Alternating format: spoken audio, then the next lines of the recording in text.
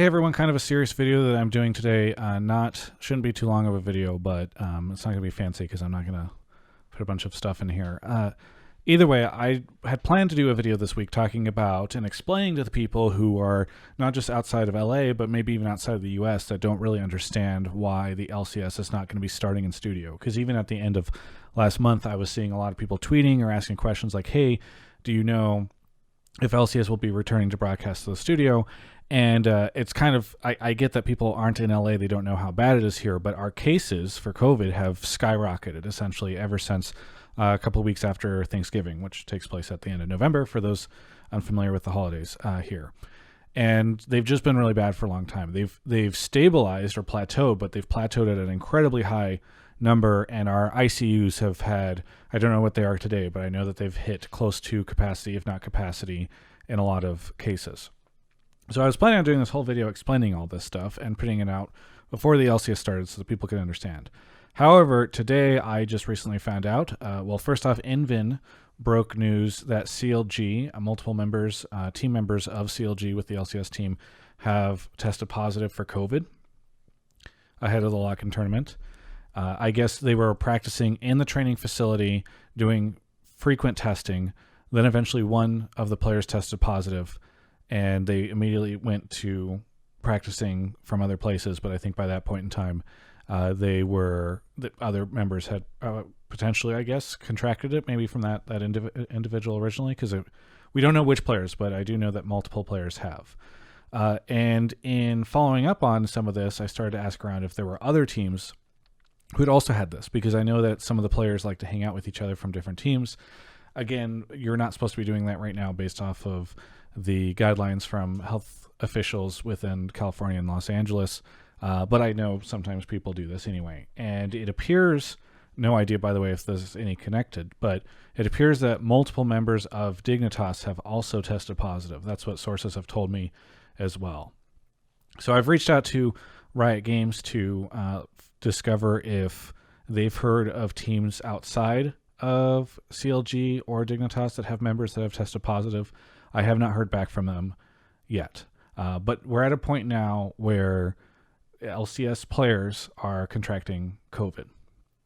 Now, there's some interesting stuff there. One is CLG claims to Invin that they are going to continue to play.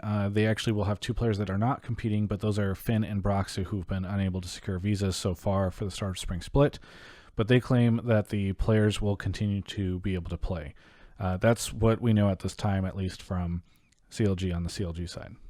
We don't know too much about what's going on with Dignitas because I've only heard from sources that multiple members have it. I don't know how many or which members. I also don't know what state those members are in. I, of course, wish a speedy recovery and hope that everyone is in as best of health that they can be under these circumstances, but it is pretty spooky. So what is interesting now is we don't know how many players, if any, outside these two teams have contracted COVID or tested positive for COVID. I've not heard anything yet that Riot plans to delay the start of the season, and I have heard nothing around any additional restrictions or anything that they are going to put in. I've emailed them, and I'm actually looking at my inbox right now and refreshing it as we're doing this video, or as I'm doing this video, to find out if we're going to have anything, but nothing as of yet. Now, I guess there's a chance that Riot decides to just move forward with it. Perhaps they feel as though the players are in okay shape to play from home.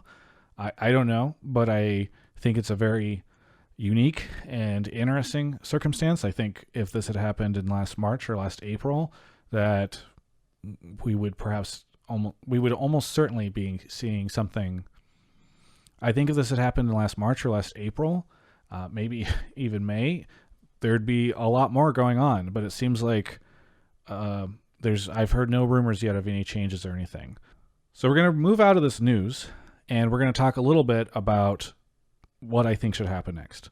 So first off, I think without a doubt, Riot needs to put down a rule or restriction that no team can use their training facilities or practice facilities, offices, or anything like that, and everyone should have to play from the home they live in, their own residence. It is really bad in LA right now, so I think it is not great that teams are already doing this and that they are are having people in facilities. I think it should have probably stopped once our cases skyrocketed the way they did. And I realize that there are some teams that have team houses that they play out of, like C9. You can't really stop those players from being around each other. But I do think that Riot should, for the health of all the players and the teams, make sure that everybody's playing from their own residences. I get that there's some advantage to playing in a facility, but I don't think it outweighs the health risks, especially seeing how this is at least now affecting 2 of the 10 teams, at the very least. I think one of the reasons why Riot should do this rather than the teams and the players is because you might end up in a situation where some of the players think, oh, I should be able to continue to play. I want to play from the offices.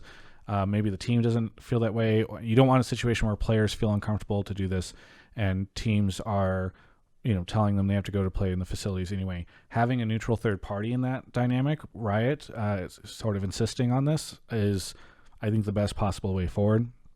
Other than that, I think, fans need to be prepared for the fact that there might be delays or there might be some interesting things where we start subbing in and out players. It's just not a very great or safe situation here in Los Angeles, and I really hope that the fans, Riot, the teams, and the players all think about this in a very healthy, or at least health-oriented way, right? Because as exciting as it is to see all these players come out and compete, I think what needs to be the priority right now is making sure that the LCS, the teams, and the players are not contributing to the spread of this and making an already really bad situation in Los Angeles worse by continuing to spread this virus during this pandemic. So we'll see what happens.